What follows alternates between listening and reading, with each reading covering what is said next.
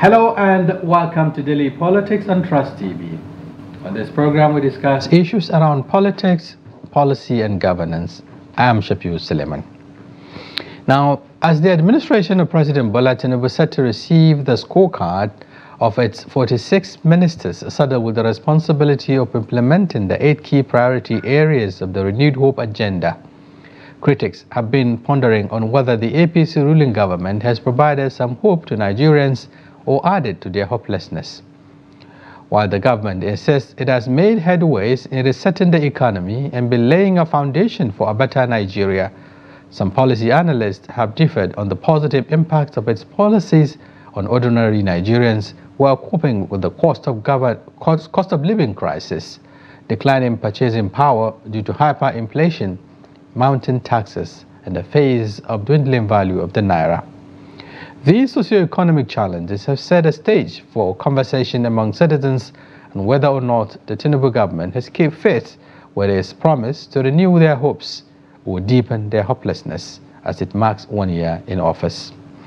It is against this backdrop we will be engaging with a former Executive Secretary of the NHIS and the author of a piece titled Tinubu's Reign of Deception, Destitution, Hopelessness, Professor Usman Yusuf, to review the administration 1 year after. Now, thank you for coming. Thank you for having me. Now, we'll also be having Dr. Tope Fasua, the Special Advisor to the President on Economic Matters, Office of the Vice President. But before the conversation, here are some tidbits. Our former President, Dr. Goodluck Jonathan, has asked Governor Simi Laya Fubara and his predecessor Nyesom Wike to work together for the good of the people of Rivers State. Jonathan called for the truce today during the plug-off of the 222.1 billion naira Trans-Kalabari Road in Obio Akpo local government area. He described the political tension in Rivers State as worrisome. And the International Criminal Court is seeking arrest warrant for Hamas leader in Gaza, Yahya Sinwar, and Israeli Prime Minister Benjamin Netanyahu on charges of war crimes and crimes against humanity over the October 7 attacks on Israel and the subsequent war in Gaza, CNN reports. The court's chief prosecutor Karim Khan told CNN's Christian Amanpour in an exclusive interview on Monday.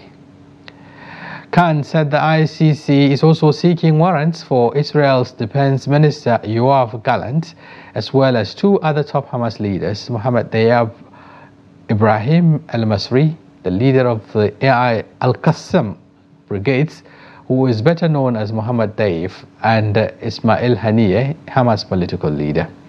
The warrants against the Israeli politicians mark the first time the ICC has targeted the top leader of a close ally of the United States. The decision puts Netanyahu in the company of Russian President Vladimir Putin, for whom the ICC issued an arrest warrant over Moscow's war on Ukraine, and the Libyan strongman Muammar Gaddafi, who was facing an arrest warrant from the ICC for alleged crimes against humanity at the time of his capture and killing in October 2011.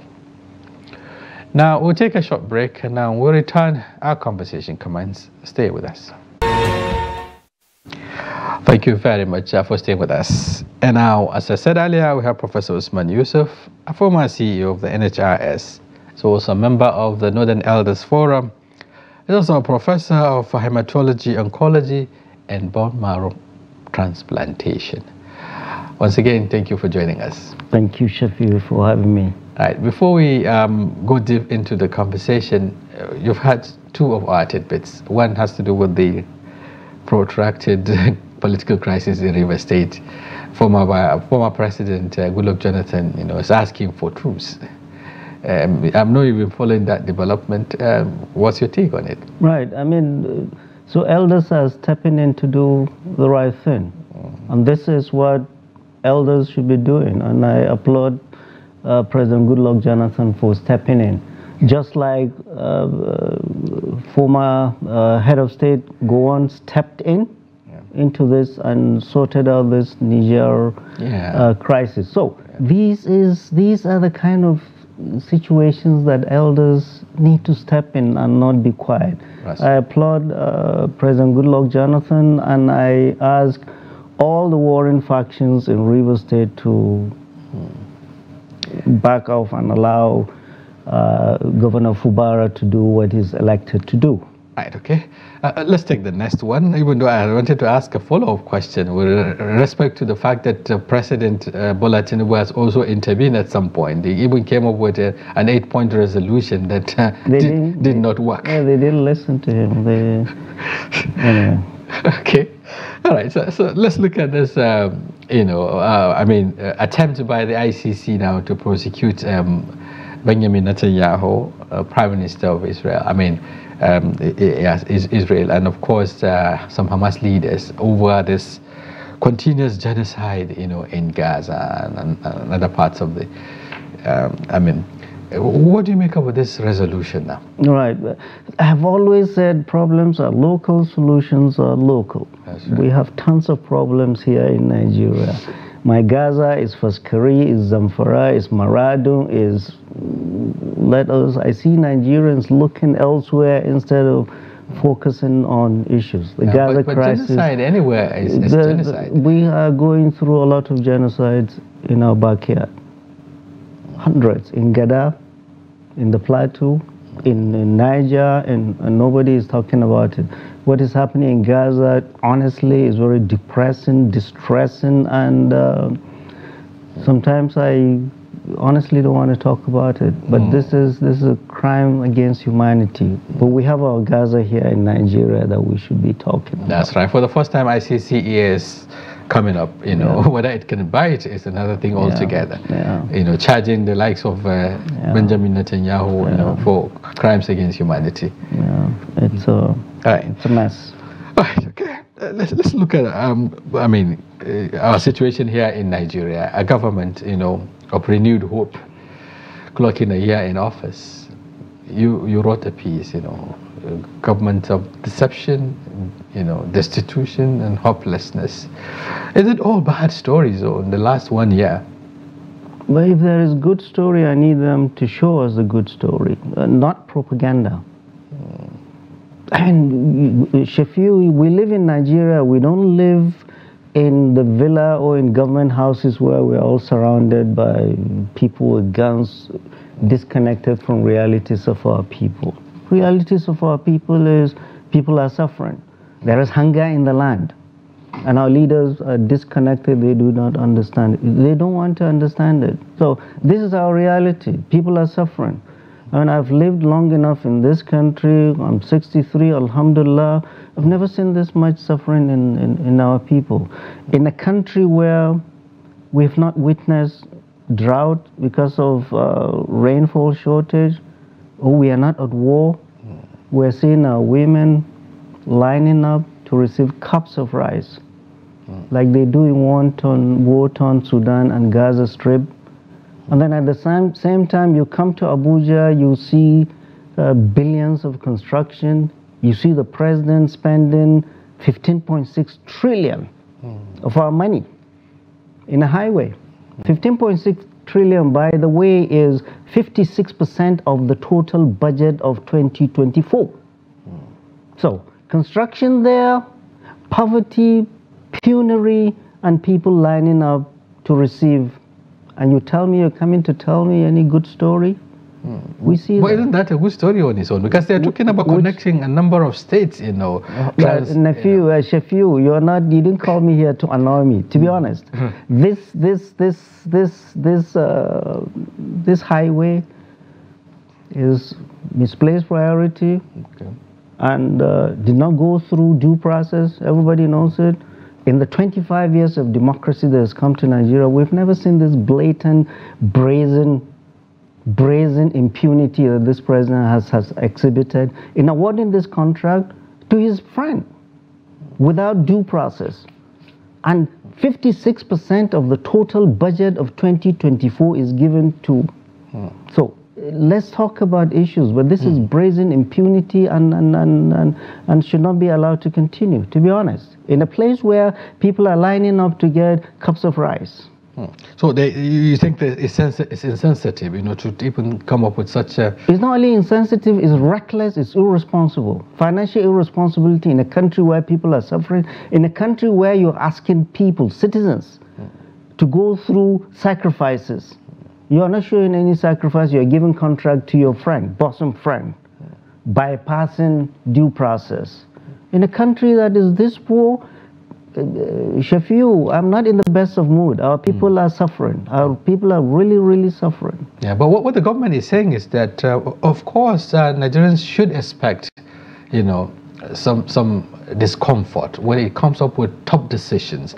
You know, decisions like this are necessary. You know, removing subsidy, regularizing the exchange rate, and what have you, are necessary policies. And these are policies that push Nigerians to some of this, I mean, to the edge.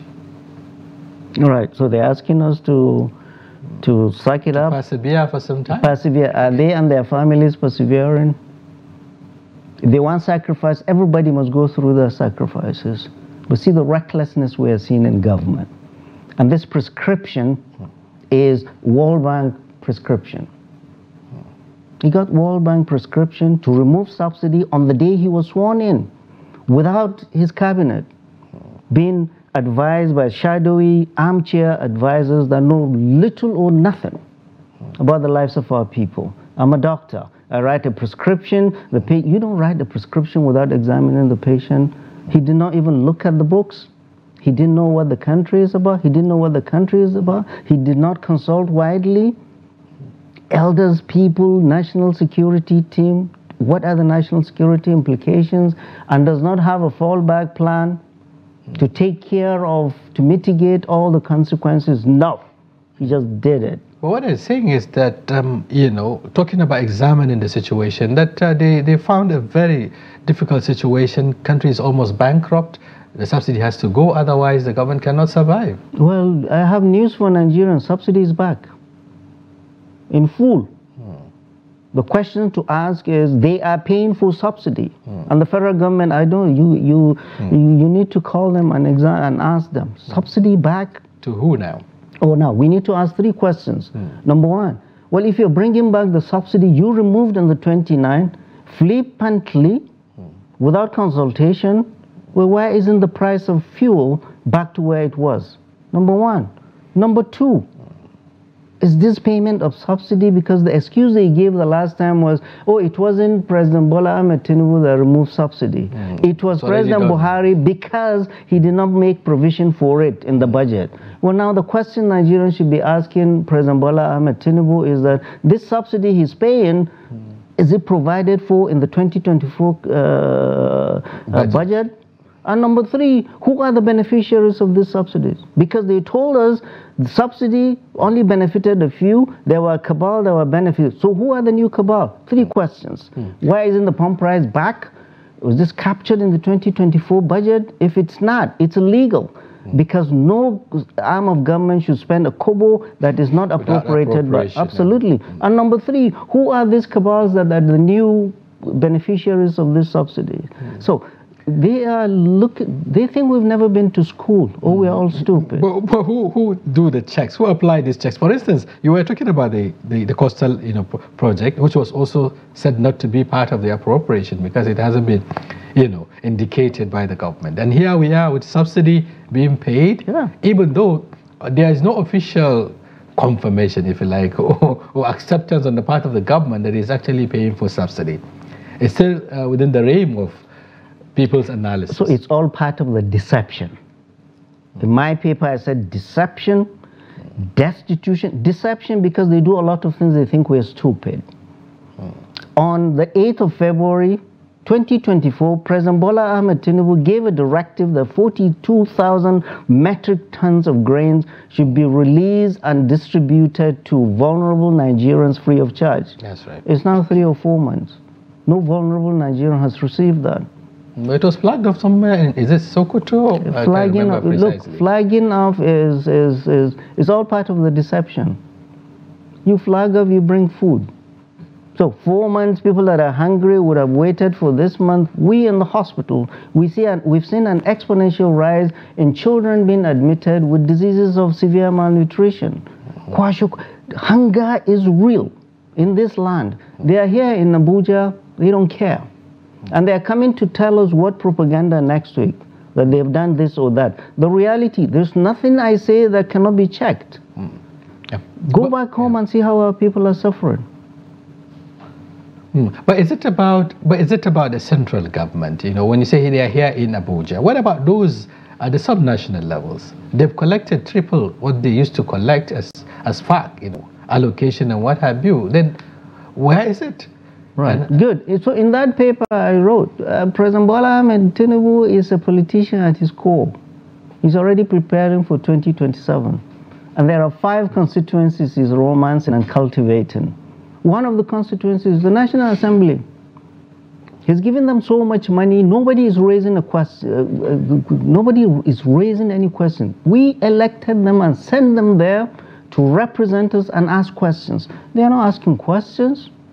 Nobody's asking questions that you're spending money on subsidy that has not been appropriated. Nobody's asking questions that you're spending 56% of the budget on a coast, on a highway without it going through due process. They're all quiet. You remember the Ningi Gate where they all stood up, oh, I got 500 million, oh, I got 300. That's what he does. He throws money at them and they keep quiet. Number 2, the governors.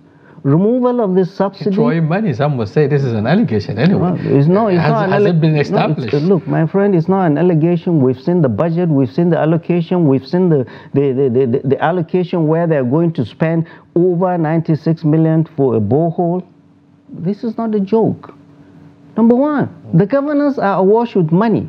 Removal of this subsidy has meant they get a lot more money allocated to them during FAC. That's why you never hear any of these governors objecting against removal of subsidy and the sufferings of their people. What do they do with the money? We have not seen any commensurate development back home. What they do with the money is, truckload of palliatives, food, distributing rice. 64 years after our independence, we're still lining up to be given cups of rice. For goodness sake, by no less a person, it's not the UN or the UNICEF that's coming. No, our leaders, that there is money. The third group is the Muslim clerics. Those that supported the Muslim clerics, they are the ones you hear still praising him. And the fourth, he thinks the security services will protect him against the anger of the people. And the fifth, which is very annoying, are these traditional Hausa singers that sing nonsense praising him and divert the attention of our youth, restive northern youth, from the sufferings they are in. This is politics. You cannot play politics with the lives of our people. Yeah, talking about the ulama, they've been talking about it, you know, asking God for seeking God's divine intervention, you know, through prayers and what have you. And we're talking about the youths, you know, being engaged by press singers and what have you. What's the nexus between this and perhaps the fact that youths in particular, I mean, not also paying attention to issues of governance? Look, the suffering will get to a point, that's why we are raising our voices. People are not able to feed. Workers, the few that work in this country, their salary cannot pay for their food, their rent, their transportation, their school fees, their basic necessities. The government has been fighting with labor. What is the minimum wage? 30,000. What is the price of a bag of rice? 50 kilos of rice. They recently offered 48,000, which was rejected by the labor. Yeah, 70,000. I mean, it's just a joke. I mean, and labor is not as strong as the labor we knew. Labor, workers of the world, workers of this country are suffering. Their salary is not a living wage. They cannot live on the wage they're in. That's the small percentage of Nigerians that are working. Those that are not working, they are left in penury. There are, I know for a fact, you go to many of our villages, you bring out 1,000 naira, wallahi Shafi'u, nobody can give you change. That's how poor our people are. And we're here, our governors, the president and everybody else is spending billions and trillions, The schools are a mess. Go to all our primary schools in the north. Go to our hospitals in the north. People have stopped taking their medications, have stopped, because they cannot afford it.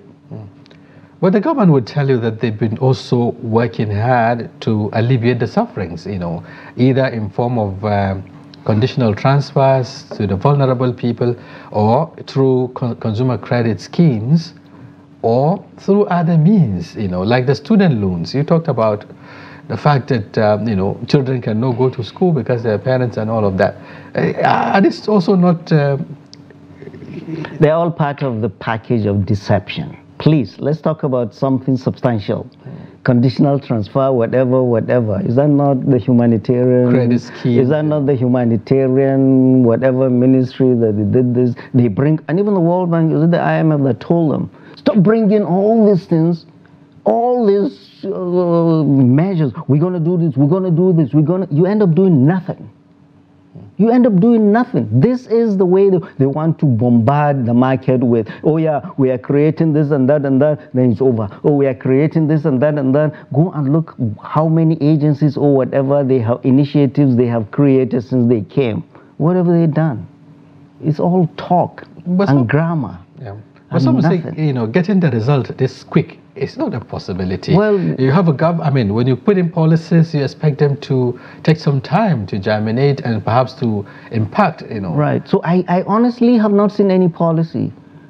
All he's done is get prescription from the World Bank. Remove subsidy. Devalue your currency. Increase electricity tariff. There's nothing original. He was told to do that.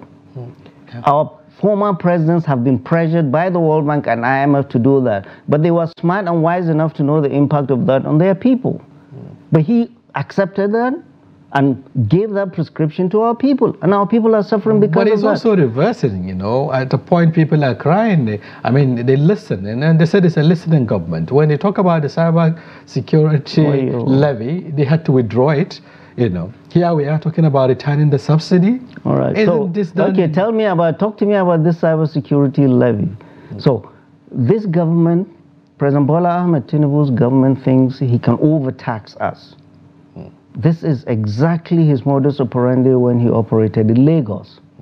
Taxation. There is no economy that will grow with overtaxing your people, citizens, beyond their ability to pay. Taxes do not grow economies, only production. We have not, our economy, the fundamentals of the economy are not good. And you're overtaxing, you're increasing electricity. Companies are letting people go off. How can you produce anything with this much electricity? In the hospital, they're on health. This increase in tariff, electricity tariff, will be the last thing that will break healthcare in this country. Medications cannot be stored. Even you go to mortuaries, they're smelling because of lack of electricity. There was a doctor that was complaining because he got electricity bill of 25.3. So they sit down and just make things from the sky without... Yeah, but the metric is that, if there's increased tariff and there's power supply, there's improvement in supply, it benefits the consumer. Instead of you using the money to go and buy fuel to power a generator, if there is an increase in tariff and then there is improvement in supply, it makes sense. So what do you do with all the tariffs you've been getting? At least during Abacha, when he removed subsidy, the excess money, we knew he did PTF. And we are still seeing the benefits of PTF.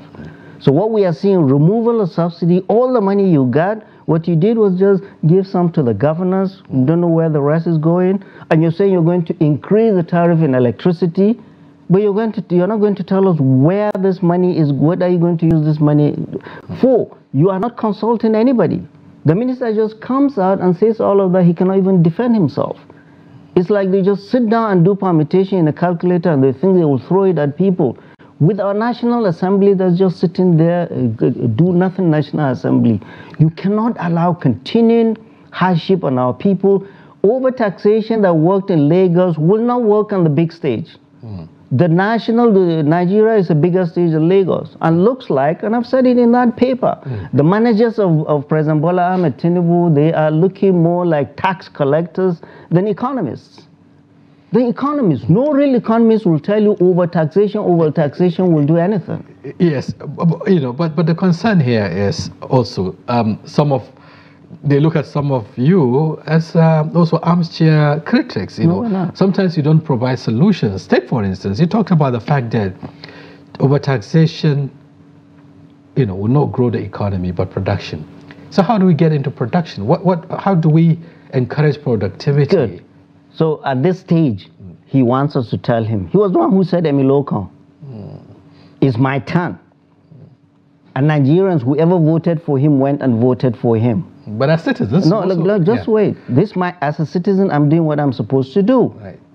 Being engaged in the process. You said you could do it. But all of a sudden, all of a sudden, you came on the big stage, you had nothing. When did this renewed hope agenda come? Definitely not before the election. It was after he won the election, they gobbled something up.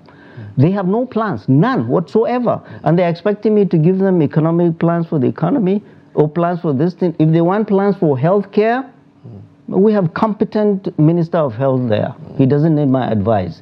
But the economic team, they are tax collectors, they are out of their depth, to be honest. As a patriotic Nigerian, you are also interested in seeing that Nigeria returns to productivity, you know, which will set the stage for accelerated development. The question is, how do we get there? Right. How can you, Shafi'u, before I came into this building, I had the generator running. How can you run a business with high energy costs? High energy costs is a killer of any business. You went and increased the tariff, number one. And you went and increased the interest rate, 20-something%. Ask what is the interest rate of the UK, 5 point something. The Federal Reserve in the United States, 5 point something. The EU interest rate is 4 point something. Here you are, you have very high interest rate. You know why they have the interest rate? I'm not an economist, but I have friends all over the world here in this country that we went to, first-class economists that we all consult. The reason they increase the interest rate is to... Isn't it to tighten the, you know, to provide a tight regime that would discourage inflation that is rising? No. They got it wrong. They don't. The primary reason is to make whatever. This is for portfolio investors from outside. Very high interest rate in Nigeria. They bring their dollars here. They drop for 6 months. They get their money and they're out, and the naira will be down. This is all voodoo economics, killing our people. Right. Okay, we're rounding up now, but Nigerians still want to hear, perhaps from you, beyond, I still insist, beyond, you know, pinpointing some of the shortcomings, you may have 1 or 2 ideas that would help change the narratives. Number one, reduce the cost of governance. You are spending billions and trillions on things that do not have any basic impact on our people. This Calabar, whatever way, must go through real process. And the governors must do what is right. The money must be reflected in the development of their people. Food must be provided. No nation will have peace. No military or police can quell the anger of hungry people. Our people are hungry. This pain is self-inflicted because on May 28th, people are not in this pain. If you want us to be in pain, we want you also to be in pain, reduce all the costs of governance. But renewed hope agenda we've seen is has brought us nothing but hopelessness over the last 1 year. And there is nothing they're going to tell us this week or the week after to tell us they've done anything. They've done nothing but inflicted pain and suffering on our people. That's some would say that's their opinion, you know. It's not an opinion, it's reality. Deeper. No, it's reality. Okay, thank you very much, Professor Usman Yusuf, for giving us your perspective on this very important topic. We really appreciate your coming. We hope to have you some other time. Thank you. And viewers, we will take a short break. And when we return, we'll also have the other conversation with Dr. Tope Fasua, you know, the special advisor to the President on economic matters in the office of the Vice President. Stay tuned. We'll be back shortly. Thank you very much for staying with us. Now, Dr. Tope Fasua, looking at 1 year of the Tinubu administration, there has been a lot of concerns, with regards to whether it has performed or not. But let me get specifically, in specific terms, what would you say in respect to what the government has achieved in the last 1 year, especially in line with its renewed hope agenda? Right. If I would use one word to define the government of the day, I would say decisiveness. Because I think I'm reminded of the anecdote of the bamboo tree. Sometimes you have to dig roots in order to fly faster, to grow faster. For those who are expecting that immediately the government comes, they will start to show results where people will be enjoying and all of that. I'm sorry to say that that's a wrong take on the issue. You have to plant before you reap. You have to grow before you reap. If 1 year is the time that is needed to do all that planting and harvesting and tending before harvesting, then I think that we should be giving that 1 year and then benchmarked going forward to see what we can achieve in 3 years. Because here is a government that wants to have a legacy, okay? Profound legacy, if you ask me.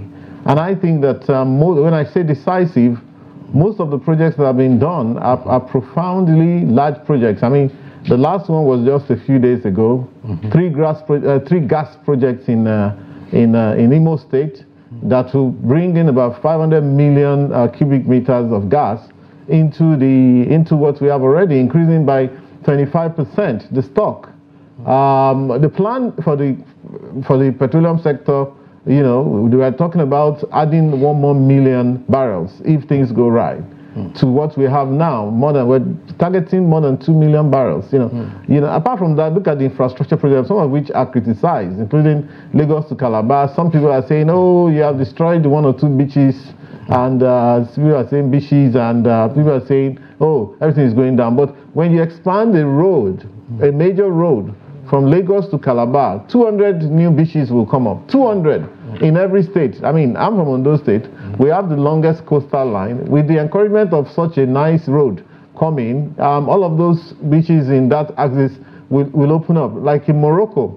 Morocco has about 4,000 kilometers of beachfront, a lot of which is developed. I was in a place called Mohammedia recently, some time back, and you go to those beaches for free, unlike what we have that's becoming an elite thing. There's no big deal in having a beachfront and people doing business. Okay. You talked about two things. We're talking about decisive, massive projects. The Lagos-Sokoto road is also going to come. The coastal which is going to, it's not really a coastal line, it's just that it links up to the coastal lines about 1,400 kilometers. So I think we should be given an opportunity. Yeah, very quickly, you talked about planting, and perhaps that's the reason why you brought the issue of the coastal, road project that will cut across, states. Including some in the northwest, so to speak. You also talked about the CNG, if you like, initiative, the gas projects. But these are, mere pronouncements, some would say. Take, for instance, the road project. It's just, government is just awarding it, even though there has been a lot of controversy even around it in the first place, in terms of the conception, not necessarily the conception, in terms of the award, the contract award and what have you, and whether there has been proper planning, in respect to that. And then talking about the gas project, we're just mentioning it, and this is 1 year after, and then we say, this government came with the mantra of renewed hope, which means there is some hope somewhere that it wants to renewed. How much of that Nigerians have always, Nigerians have always been hopeful. We're saying that let that hope not wane. Let us renew it, let us bring it back in a bigger way, in a better way. You're talking about a government of achievers. If you look at President Tinubu, you know that he doesn't do small things. And he's a very, very difficult person to bet against. Just when you think that, he's not going to achieve something, he comes with a bang. If you look at Shafi'u, the vice president, I mean, the man is next to being a genius, if you ask me. I've worked with him closely now, you know. In what sense now? Oh my, you know, in terms of the depth of his knowledge, of his thinking, of his ambition, you know, in terms of for this country, you know. So but what Nigerians want to see is putting all of this into reality. If you want to probably tell me Nigerians want bread and butter, it's not about we want food on the table. Good English is which speaking, is valid. You want food on the table immediately. The point is, you want the food now. Let us eat everything now and go home and sulk afterwards. Or do you want a sustainable supply of that food, while you also work for the food to give you the gratification that whatever you are eating, you have also worked for it. So, but so it's a chicken and egg situation. Yeah, but practical sense, Nigerians will tell you. I mean, the expectation on the government is that, well, there are challenges with the former administration of President Muhammadu Buhari, you know, in the areas of, I mean, generally the economy and what have you. The hope is that Nigerians, the expectation is that Nigerians will see a boost in terms of the deliverables. Shafi'u, if, for instance, you are buying a mudu of rice at 500 naira, you expect to see it as maybe 350 naira, it won't not work. at 1,500 Shafi'u, naira. It won't work like that. You are supposed to be, you're a very educated man, you're a guru in this thing and all of that stuff. Well, Nigerians, excuse me, in other words, you are the one that will now educate Nigeria, because you have a platform, you have a wonderful platform here that you may not. How do you convince? Let me tell you about the Buhari government. The Buhari government had its own issues, okay, but the point is also that it had one very bad luck of having come at the time of COVID, whereas Baba Buhari, it turned out not to be someone who really wanted too much stress and all that. But governing Nigeria also is quite stressful. Then COVID came. And I think that unfortunately, most Nigerians are walking away forgetting what COVID meant. COVID meant that every government in the world shut down. It had never happened before. For every government in the world to shut down. You can't collect taxes, you can't do business, business can't even open. And so that era was an era where we racked up so much debt, because we didn't have a choice but to rack up the debt. And that's what you're talking about, whether you're talking about ways and means, a governor of CBN opening the vault, and which this government has come now to say, you know what, first of all, how do we grapple with this validly? Because, okay, people don't understand that, look, I traced the COVID money that was spent in the UK, $600 billion, equivalent about 450 to 500 billion pounds, is still sitting in the books of the Bank of England. I traced in the book of the Fed most of the $6 trillion that America spent sending money to people in their houses. They're still sitting there. So Nigeria spent about $50 billion. Go and convert it at that rate.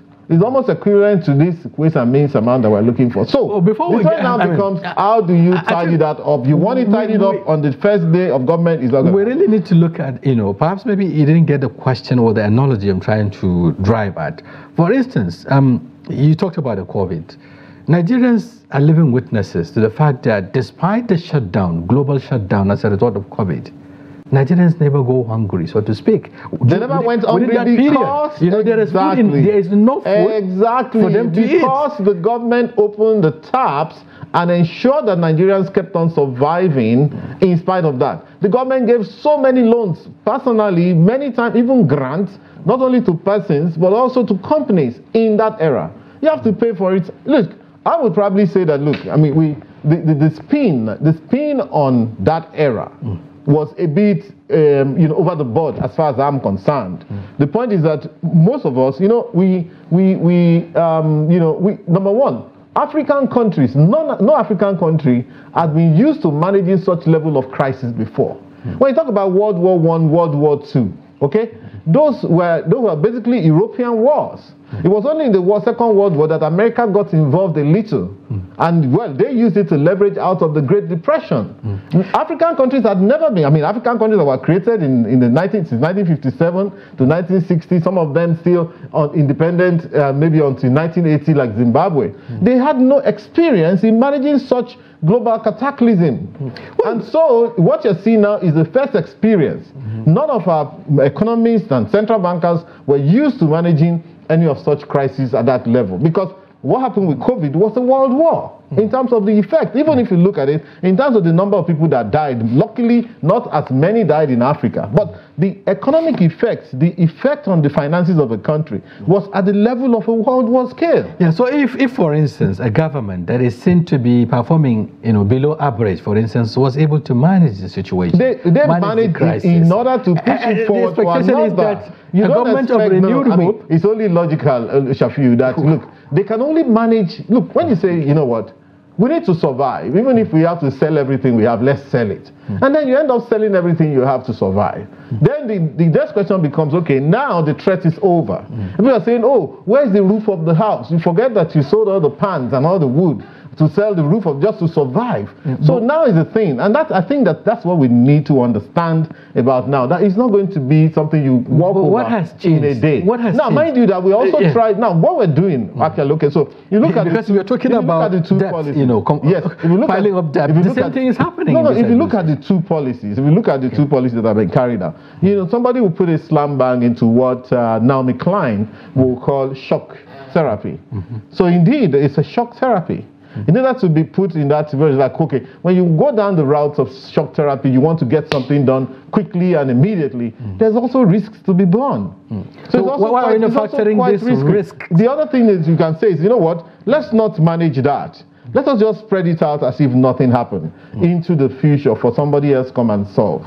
I think that's the real issue that's giving people stress, that's giving you stress, or what you're trying to get at in terms of, so you see, so unfortunately what we're doing is to say that, look, something needed to be done immediately, and that thing has been done in terms of saying that, look, you know what, we went through all of this, and then we're still paying all this subsidy on fuel. Can we try and cover some of that subsidy so that, so that we don't keep pushing ourselves? Now, you talk about that we are borrowed.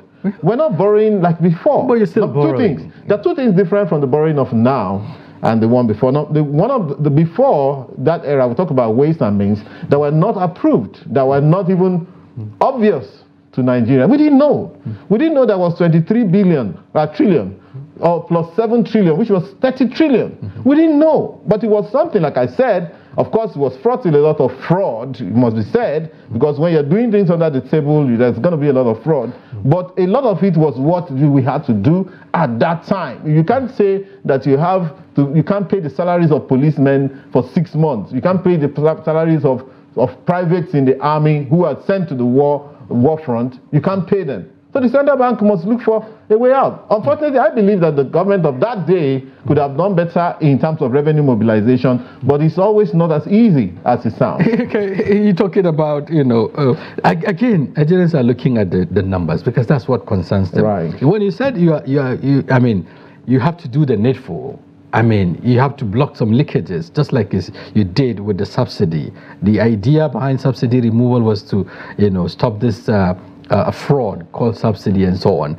But unfortunately, instead of the government to show Nigerians what it was able to save, after the removal of subsidy, Nigerians are beginning to understand that the government is even paying more than what it met. Unfortunately, that's because if you're talking about 1 trillion naira monthly for subsidy, the depreciation and the value of the naira. It always works against each other, which is something that governments everywhere need to be careful about. I warned about that even outside and before I got into government, and even when I got to government, that there seems to be a sort of a mutual exclusivity between these two policies. Because in 2016, Buhari also, under government of President Buhari, they removed subsidy when fuel went from 87 to 145, and and naira was 199. The negative but when naira was devalued to 360, that subsidy came back, and then NPC was sweeping under the carpet in the name of under recovery.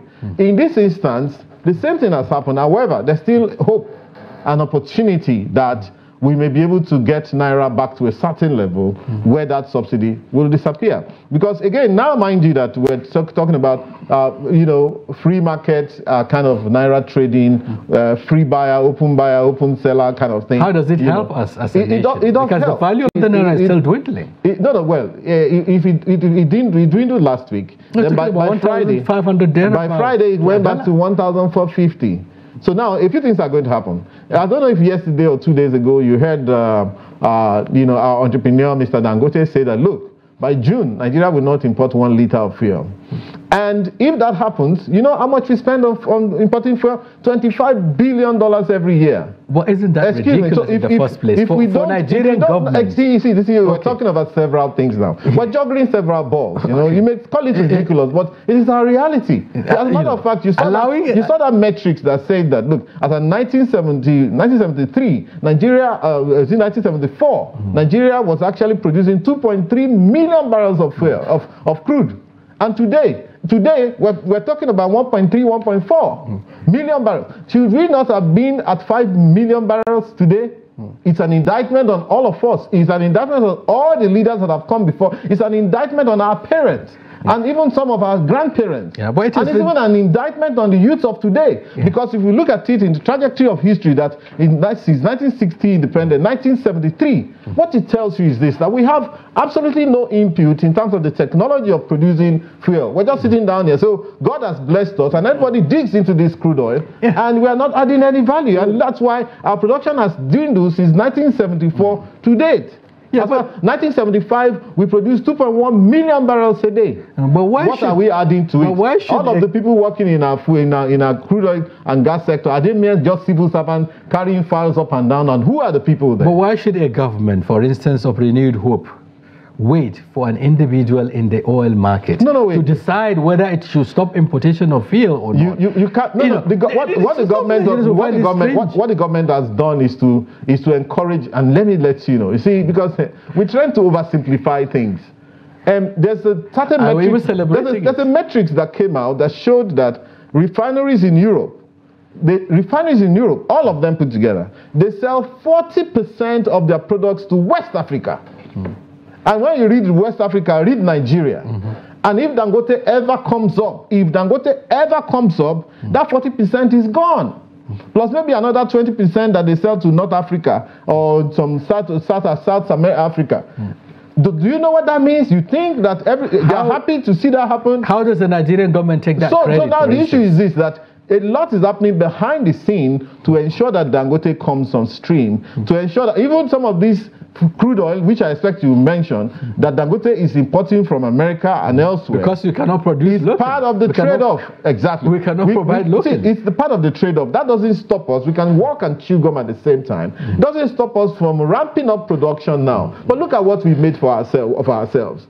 Between all the militancy in that region and all of that, a lot of waste, a lot of too much corruption. We see oil money as something that comes, oh, we must spend it. We get frazzled with little dollar waved in our faces. That is why we have not been able to increase production. And it's an indictment on almost every Nigerian. We seem to have expanded the conversation, but I had wanted us to have some kind of specifics. Nigerians are rating this government 1 year after. And what they want to hear is that the government has done X, Y, Z to improve their life. Either in the area of health, either in the area of food security, either in there's 500,000 hectares of wheat being planted. We import $5 billion worth of wheat every year. It's one of our key staple food.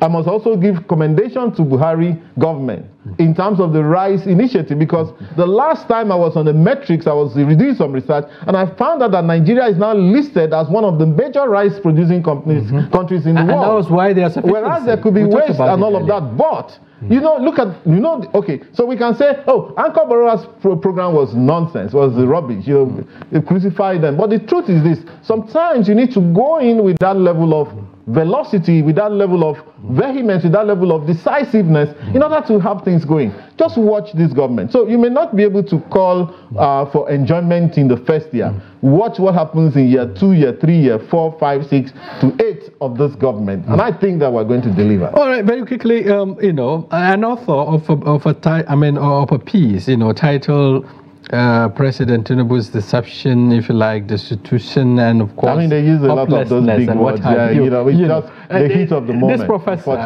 has accused some of you, people within the government who advises it on economy, haven't turned yourself now to tax collectors instead of more like tax collectors. No. It's a government that deliberates on taxes taxing the Nigerians. Government does not tax. What new taxes have the government brought?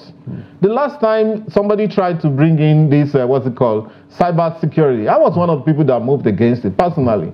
And the president saw that this did not make sense, and he stepped it down. This is a listening government, a government that's listening. We're not ashamed to learn. We're not ashamed to hear from the public. If you say, this is not working. I mean, where was the cyber?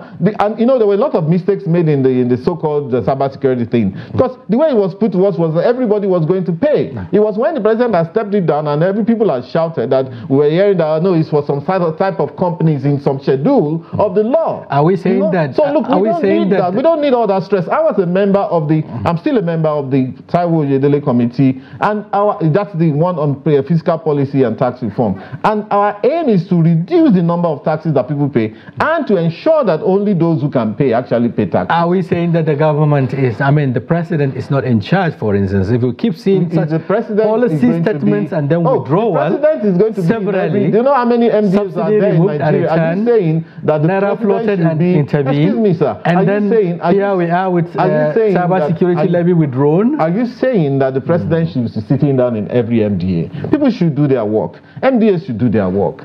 And some MDAs will look for leeway. They pass it through the National Assembly. Is the president sitting in the National Assembly? The National Assembly, the Senate signed off on a certain law. The president had to veto that law even out of his what he usually do. So that you can't blame the president. The man is doing the much he can do. He's doing even a whole lot more. His own duty is as the chief foreign officer of this country, as our chief ambassador. He's been everywhere.